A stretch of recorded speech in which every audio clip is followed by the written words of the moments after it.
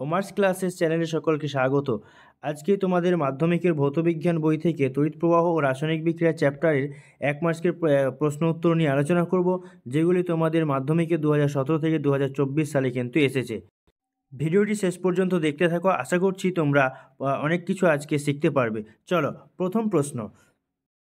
কোনো তড়িৎ বিশ্লেষের জলীয় দ্রবণের তড়িৎ বিশ্লেষণের সময় দ্রবণের তড়িতের বাহক কারা? অর্থাৎ কোনো তড়িৎ বিশ্লেষ্য পদার্থের যদি জলীয় দ্রবণ নিই এবং তার যদি তড়িৎ বিশ্লেষণ করা হয়, তাহলে সেই দ্রবণের মধ্যে তড়িৎ পরিবহন কে করে? এটাই তোমাদের প্রশ্ন 2017 সালে দিয়েছে। এর উত্তর কি হবে? এর উত্তর হবে অবশ্যই মুক্ত ক্যাটায়ন এবং অ্যানায়ন। এক কথায় হচ্ছে আয়ন কিন্তু এই তড়িৎ পরিবহন করে। এবং মুক্ত ইলেকট্রনের কথা তোমরা মনে রাখবে, মুক্ত ইলেকট্রন ধাতব পরিবাহীতে তড়িৎ পরিবহন করে। পরের প্রশ্ন, তড়িৎ বিশ্লেষণের সময় কোন শক্তি রাসায়নিক বিক্রিয়া ঘটানোর জন্য দায়ী? তোমরা প্রত্যেকেই জানো এটা তড়িৎ শক্তি হবে, অর্থাৎ তড়িৎ শক্তি রাসায়নিক বিক্রিয়া ঘটানোর জন্য দায়ী। চলো, পরের প্রশ্ন। বিশুদ্ধ জলে অল্প পরিমাণ সালফিউরিক অ্যাসিড যোগ করলে উৎপন্ন দ্রবণের তড়িৎ পরিবাহিতা বিশুদ্ধ জলের থেকে বেশি হয় কেন? চলো, এর উত্তর কি হবে?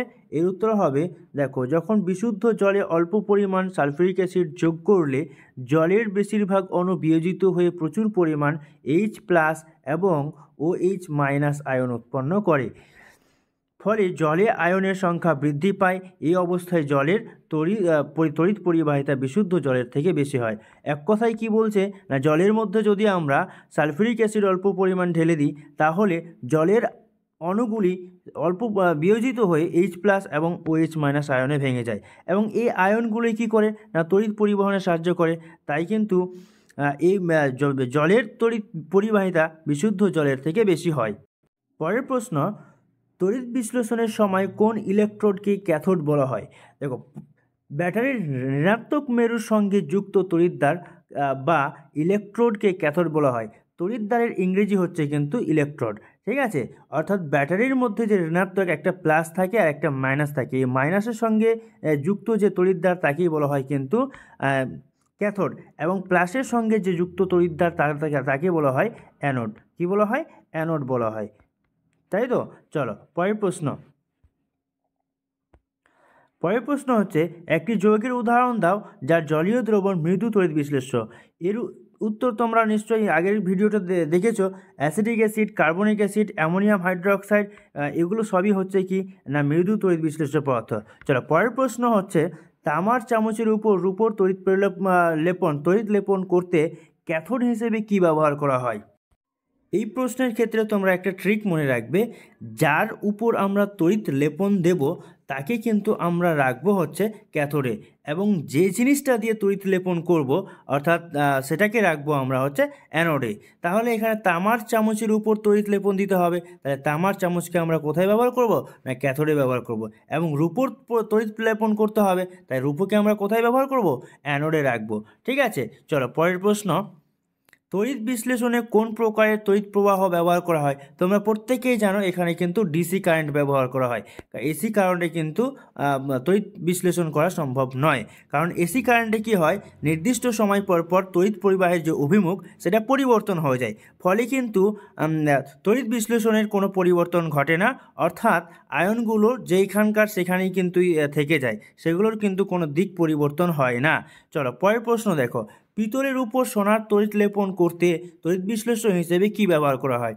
আবারও একই প্রশ্ন, যেহেতু পিতলের উপর সোনার তড়িৎ লেপন করব, তাই পিতলের উপরে করব, তাই তড়িৎ বিশ্লেষ্য হিসেবে কি ব্যবহার করব না তড়িৎ বিশ্লেষ্য হিসেবে পটাশিয়াম অ্যারোসায়ানাইডের জলীয় দ্রবণ নিতে হবে। এবং আমরা একটু আগে বললাম যে কোথায় সেটাকে রাখবো, যেহেতু এখানে পিতলের উপরে সোনার তড়িৎ লেপন করব, তাই পিতলকে রাখবো হচ্ছে ক্যাথোডে এবং সোনাকে রাখবো হচ্ছে অ্যানোডে। এবং যার তড়িৎ লেপন করব তারই কিন্তু আমাদের জলীয় দ্রবণ নিতে হবে, অর্থাৎ এখানে সোনার নিতে হবে, তাই সোনার এখানে জলীয় দ্রবণ নেওয়া হয়েছে পটাশিয়াম অ্যারোসায়ানাইড। এই হচ্ছে সোনার সংকেত। এইউ হচ্ছে সোনার ল্যাটিন নাম থেকে কিন্তু এটা এইউ সংকেতটা এসেছে। চলো, পরের প্রশ্ন। পরের প্রশ্ন হলো, তড়িৎ বিশ্লেষণ পদ্ধতিতে কপার ধাতুর পরিশোধনে অবিশুদ্ধ কপার দণ্ড কোন ইলেকট্রোড রূপে ব্যবহার করা হয়? এটার উত্তর কি হবে? দেখো, অবিশুদ্ধ কপার ধাতুর দণ্ডকে অ্যানোড রূপে ব্যবহার করা হয়। দেখো, একটা বিষয় এখানে বুঝে নাও। ধরে নাও এটা হচ্ছে আমাদের অ্যানোড এবং এটা হচ্ছে আমাদের ক্যাথোড, এবং এখানে একটা জলীয় দ্রবণ কিছু একটা নেওয়া হয়েছে, ঠিক আছে? এবার এখানে কি হয়, যখন আমরা এটা একটা ব্যাটারির সঙ্গে কানেক্ট করে দেব, তখন কি হবে না, তড়িৎ প্রবাহ হবে, এবং তড়িৎ প্রবাহের ফলে এখান থেকে এই যে অবিশুদ্ধ কপার, সেই অবিশুদ্ধ কপারটা বিশ্লেষিত হয়ে আয়ন রূপে ভেঙে গিয়ে সেটা কিন্তু এসে এখানে ক্যাথোডের মধ্যে জমা হবে। ফলে এখানে অবিশুদ্ধ যদি কিছু মিশ্রিত থাকে, তাহলে সেটা কিন্তু এমনিই পড়ে থাকবে এখানে, এবং বিশুদ্ধ কপারটা এই ক্যাথোডের মধ্যে এসে ক্যাথোডের যে তড়িৎদ্বারের মধ্যে লেগে যাবে। ফলে ক্যাথোডের কিন্তু ভর বাড়বে এবং অ্যানোডের ভর কিন্তু কমতে থাকবে। তাই অবিশুদ্ধ কপারকে আমরা সবসময় কোথায় রাখবো? না, অ্যানোডে রাখবো। আশা করছি বুঝতে পেরেছো। চলো পরের প্রশ্ন। তড়িৎ বিশ্লেষণ পদ্ধতিতে নিষ্কাশিত করা হয় এমন একটি ধাতুর নাম করো। তড়িৎ বিশ্লেষণ পদ্ধতিতে নিষ্কাশিত করা হয়, তোমরা প্রত্যেকেই জানো, এমন একটা ধাতু হচ্ছে অ্যালুমিনিয়াম।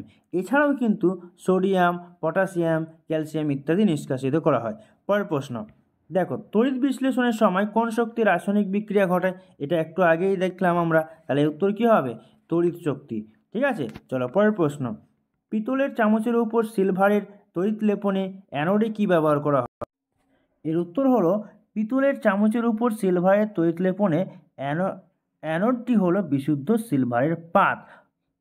তোমাদের একটু আগেই বললাম যে যার উপর তড়িৎ লেপন করব তাকে রাখবো আমরা কোথায়? সেটাকে আমরা রাখবো ক্যাথোডের মধ্যে।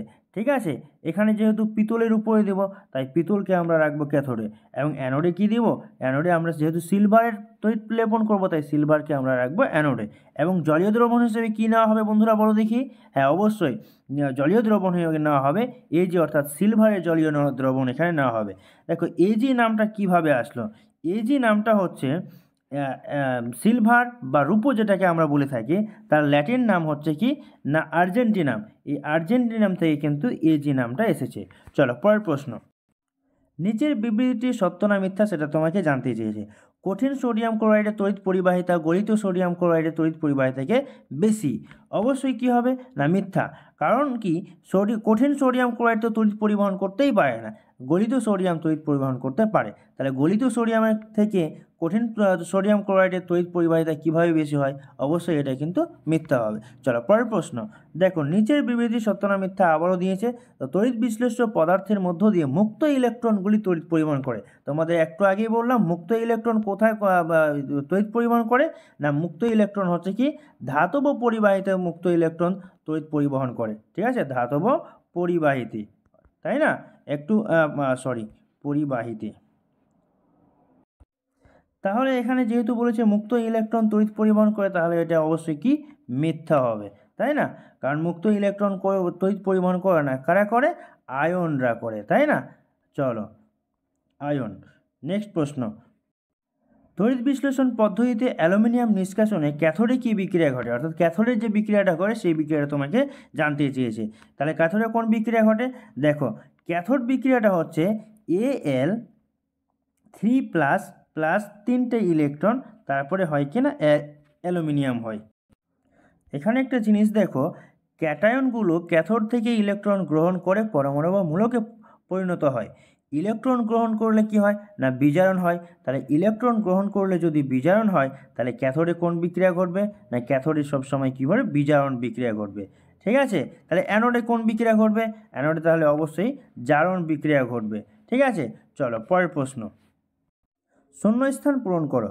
দেখো, তড়িৎ বিশ্লেষণের সময় তড়িৎ বিশ্লেষ্যের মধ্য দিয়ে তড়িৎ পরিবহন করে ড্যাশ। কারা করে? অবশ্যই আয়ন করে, তাই না? কারা করে? অবশ্যই আয়নরা তড়িৎ পরিবহন করে। চলো পরের প্রশ্ন। তড়িৎ বিশ্লেষণের পদ্ধতিতে অশুদ্ধ কপার ধাতুর পরিশোধনে কোন তড়িৎদ্বারের ভর বৃদ্ধি পায়? এটা একটু আগেই বললাম, কোন তড়িৎদ্বারের ভর বৃদ্ধি পাবে? ক্যাথোডের ভর বৃদ্ধি পাবে। কারণ কি হবে? অ্যানোড থেকে অবিশুদ্ধ কপার ভেঙে ভেঙে সেটা কোথায় চলে যাবে? না ক্যাথোডের দিকে চলে যাবে। ফলে কি হবে? অ্যানোডের ভর কমে যাবে এবং ক্যাথোডের ভর বেড়ে যাবে। ঠিক আছে, চলো পরের প্রশ্ন। দেখো, রূপোর উপর গোল্ডের তড়িৎ লেপনে তড়িৎ বিশ্লেষ্য রূপে কী ব্যবহার করা হয়? দেখো, একই কোয়েশ্চেন বারবার কিন্তু দিচ্ছে। রূপো বলতে এখানে সিলভার, অর্থাৎ এজি। তাহলে এজির উপরে আমাদের গোল্ড মানে হচ্ছে সোনা, অর্থাৎ এইউ এর আমাদের কি করতে হবে না, তড়িৎ বিশ্লেষণ তড়িৎ লেপন করতে হবে। তাহলে তড়িৎ বিশ্লেষ্য পদার্থরূপে অবশ্যই কি করতে হবে না, সোনার জলীয় দ্রবণ নিতে হবে, তাই না, পটাশিয়াম অ্যারোসায়ানাইডের জলীয় দ্রবণ নিতে হবে, তাই না। চলো পরের প্রশ্ন। দেখো, জলের তড়িৎ বিশ্লেষণের সময় কোন তড়িৎ দ্বারে জারণ ঘটে, একটু আগেই বললাম কোন তড়িৎ দ্বারে জারণ ঘটে, অ্যানোডের মধ্যে জারণ ঘটে এবং ক্যাথোডের মধ্যে বিজারণ ঘটে। চলো পরের প্রশ্ন। তড়িৎ বিশ্লেষণের সময় এসি আর ডিসি এর মধ্যে কোনটি ব্যবহৃত হয়, একটু আগেই আমরা আলোচনা করলাম কোনটা, ডিসি কারেন্ট ব্যবহৃত হয়। Next question. HCl গ্যাসের অর্থাৎ হাইড্রোজেন ক্লোরাইড গ্যাসের জলীয় দ্রবণ তড়িৎ পরিবহন করে কেন। দেখো, হাইড্রোজেন ক্লোরাইড যখন গ্যাসকে আমরা জলের মধ্যে দিয়ে দিব তখন কি হবে না, এই হাইড্রোজেন ক্লোরাইড গ্যাস জলে বিয়োজিত হয়ে H+ এবং Cl- আয়ন উৎপন্ন করবে, আর এই আয়ন কি করবে, তড়িৎ পরিবহনে সাহায্য করবে। ঠিক আছে, দেখো আমরা একই সংকেত বিশিষ্ট দুটি জিনিস জানি, একটা হচ্ছে কি না হাইড্রোজেন ক্লোরাইড আর HCl গ্যাস, এবং একটা কি HCl হাইড্রোক্লোরিক অ্যাসিড, যেটা হচ্ছে তীব্র অ্যাসিড আমাদের পেটের মধ্যে থাকে, আর এটা হচ্ছে হাইড্রোজেন ক্লোরাইড গ্যাস। এটা কিন্তু তড়িৎ পরিবহন করতে পারে যেহেতু এটা অ্যাসিড একটা, তাই না। তাহলে একই সংকেত বিশিষ্ট HCl দুটি আলাদা পদার্থ। HCl দিয়ে বোঝায় কাকে না হাইড্রোজেন ক্লোরাইড গ্যাস, আবার HCl দিয়ে কাকে বোঝায় না হাইড্রোক্লোরিক অ্যাসিড। আশা করছি প্রত্যেকেই বুঝতে পেরেছো।